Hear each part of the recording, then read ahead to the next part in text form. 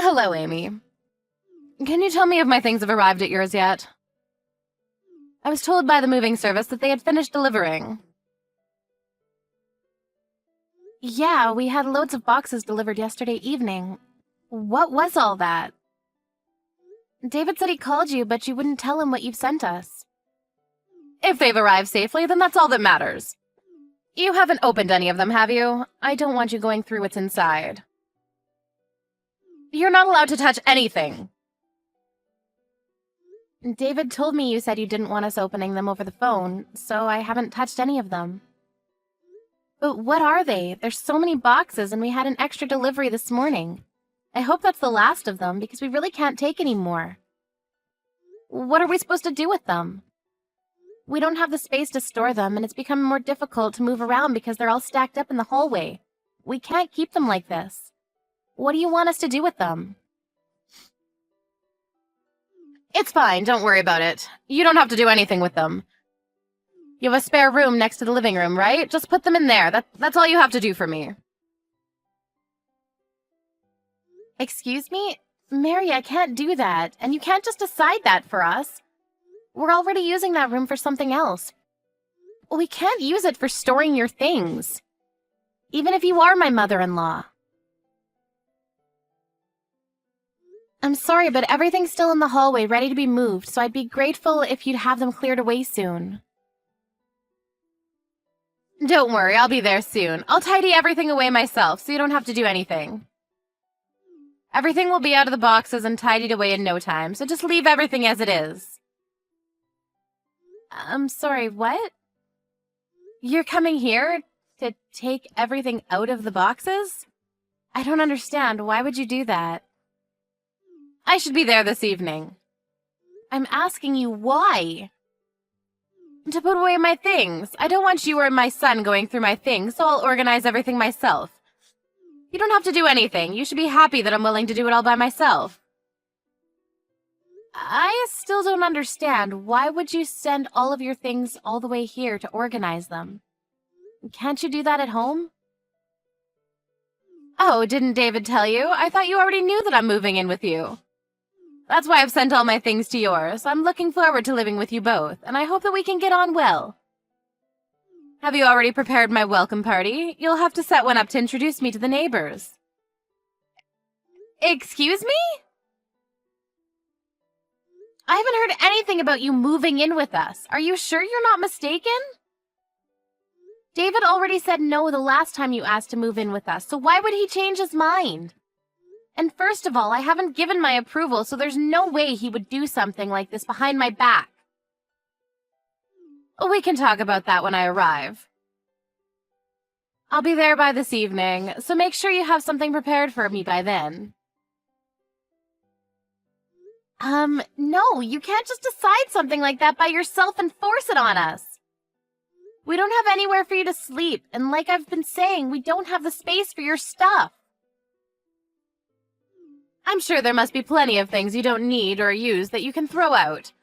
The room next to the living room gets a lot of sunlight, so I'd like to use that as my bedroom. If you can clear that room up for me, I can work on tidying my things away as soon as I arrive. It should be clean by the time I get there if you start right away. Oh, and I get back pain if the mattress isn't comfortable enough, so make sure that you get one that's meant specifically for back pain. I love the memory foam, but the cheap ones are too firm, so think carefully before you buy. I still haven't said that you can live with us. David hasn't told me anything, so I'm pretty sure that he hasn't given his permission either. And what is David's dad going to do? Is he going to live by himself? Are you splitting with him? I don't want to live with James anymore. I want to live with my son. You won't deny me that, will you, Amy? Will you welcome me into your home? I've got nowhere else to go. You can't just kick me out into the street when I'm begging this much. What time do you think you'll be here? I'm gathering up the last of my things, so I should be able to leave the house soon. I'll be there by this evening. According to the train timetable, my train should reach the station around 4 p.m., so would you pick me up? I've got a lot of things to carry, and I don't know the way from the station. Can you come and get me at 4? Thank you, I'm going to go get ready. Mary, you can't come and live with us. Like I told you, we don't have anywhere for you to sleep. The room you're talking about isn't available, and we can't throw things out just because you need a place to stay. You can't decide this and guilt-trip me into letting you stay. But David already said that it would be okay. If he gave the all-clear, then there's no reason why I should ask for your permission. You should listen to what your husband says if you want to be a good wife. Do you understand? Do as David says, or he'll start hating you. David told me that he never said it was okay. He says that he already told you you couldn't move in with us. If you're going to insist, then I'll check with him again. But even if he does say it's okay, please know that I'm not okay with it. This is my house as well as his, and I won't agree to living with you. Why not? Why does it matter so much whether one person is living in your house or not? I won't take up that much space, and it's not like you have children to raise. What on earth could be the problem? Can't you pity your own mother-in-law and be generous enough to take care of her in her old age? It's not like it'll cost you that much money. You should be happy to live with me. I'm your husband's mother. So you want us to pay for everything while you stay with us as well? That makes it even more difficult for me to let you stay here. We don't have an infinite supply of money or space. Please don't be unreasonable. You're the one that's being unreasonable. You married my son. You should be the one taking care of me anyways. It's your job to take care of me. I just called David and he tells me that he never gave you permission to stay with us. He says that he made it clear that you can't move in with us. Who should I believe? My own husband or someone who's lying for her own convenience? Oh, really? I don't remember that. I heard him say that it was okay. That's not an excuse for you to try to force your way into our home. You don't have to phrase it like that. I'm much older than you, so please don't talk down to me. I'm not making excuses. I've no idea what David would want to marry a woman like you. He's so honest and gentle, but you're so rude. What could he have seen in you? It's a mystery to me. David said that he hasn't given his permission, so please stop. You can't live with us, Mary. We'll send your things back as soon as we can. It'll be a problem for me if you do that. I'm leaving this house and I'm not coming back. I don't want to live here with this man anymore.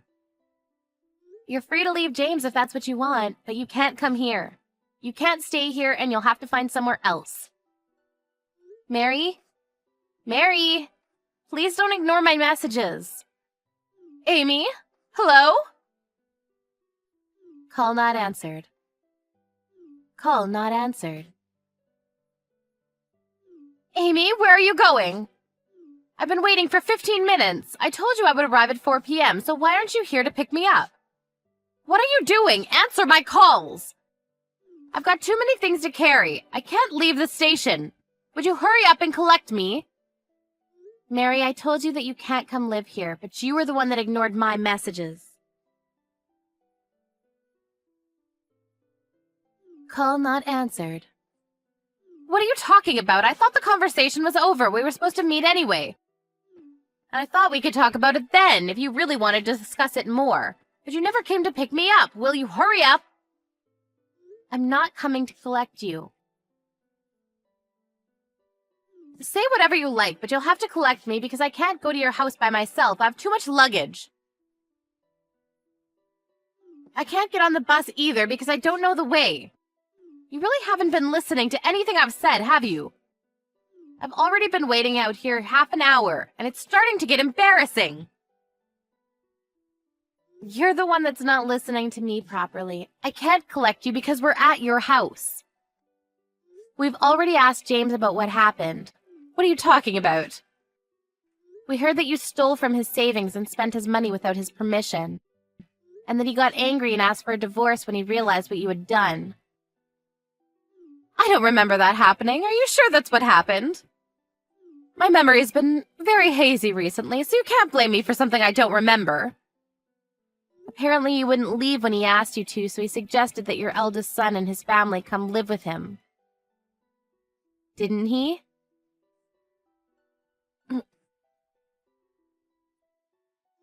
And that means that you have no choice but to leave, doesn't it? Because you were always horrible to your eldest son's wife.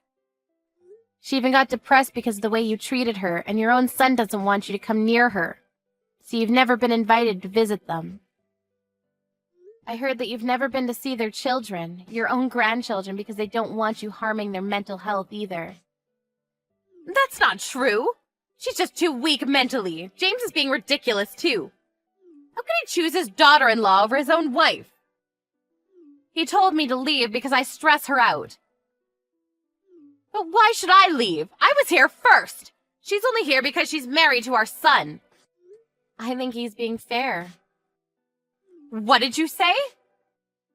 James asked you for a divorce and asked you to leave because you spent his savings, but you wouldn't leave. I think it's only normal that he would prioritize the feelings of his daughter-in-law over you. If anything, you're lucky he hasn't been more harsh on you. You're lucky he hasn't forced you out and made you homeless. He could have done that whenever he wanted. But he knew that you had nowhere to go, so he's given you time to find a new place. You should be more thankful to him. Who do you think you are? I'm not going to let you talk to me like that. You have no right to lecture me. Anyway, every single box has been returned to your house. What? Why would you do that? James said he didn't want your stuff taking up space in the hallway while you search for a new place, so all of the boxes have been stacked up inside the storage shed in the garden. By David. David did that, but I thought he was at work. He was, but when we decided that the best course of action was to send everything back, he left work early for me, because I can't carry heavy loads. I'm pregnant. What? Why didn't you tell me that? I can't believe it. You're pregnant? That's even more reason for me to come live with you and David. I don't see why that's another reason. You'll need help around the house when the baby comes. You'll be much more at ease if I'm around. You can go straight back to work and leave the baby with me. We're fine. When we're closer to the due date, my mom will be coming to stay with us for a while. She raised 4 children, so she'll be a great help. And I respect her as a mother. And I've already raised 2 fine boys. I raised the man you're married to, so that says something. You'll need someone like me around. I heard from David's dad that you haven't been helping with any of the housework these past few years, and you spend most of your time fawning over a young actor that you recently became a fan of. I don't think I can trust someone who's spent her spouse's savings on buying fan merchandise, and doesn't even feel guilty about it. I don't trust you enough to leave you alone in my home with my child. Why do you know about that? I haven't told David any of that.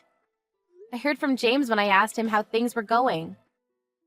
And when David was moving the boxes, he had to open the heavier ones to lighten the load. We saw that it was filled with magazines, CDs, and DVDs. You must have spent a lot of James's money considering the amount of boxes that were filled to the brim.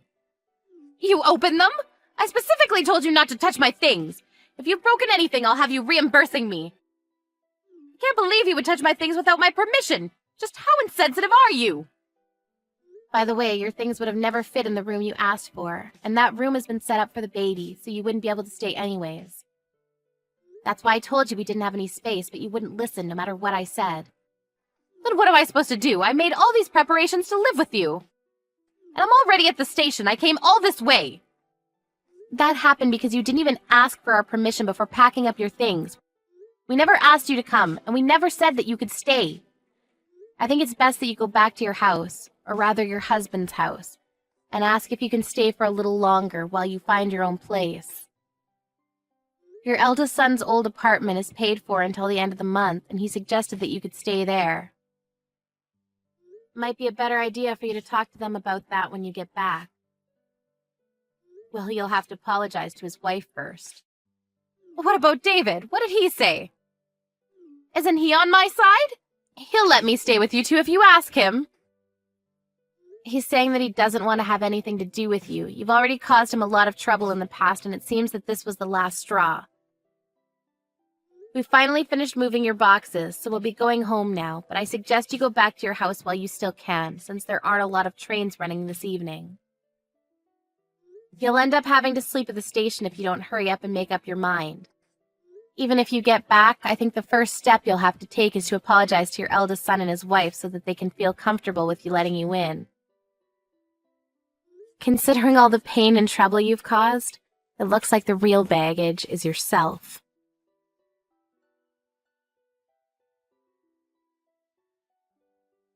A few days later, Mary ended up having to carry all her luggage back home the way she came.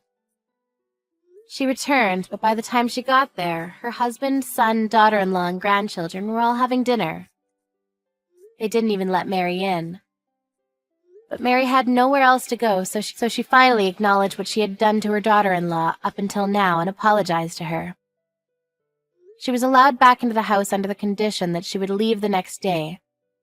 She spent the night, but had to wake up early in the morning to take her luggage to the apartment her eldest son and his family had been living in. But she would only be able to stay there until the end of the month, so she had to find a decent place to stay herself. In the 40 years she had been married to James, Mary had never worked, so it was unclear whether she would be able to find a decent place by herself.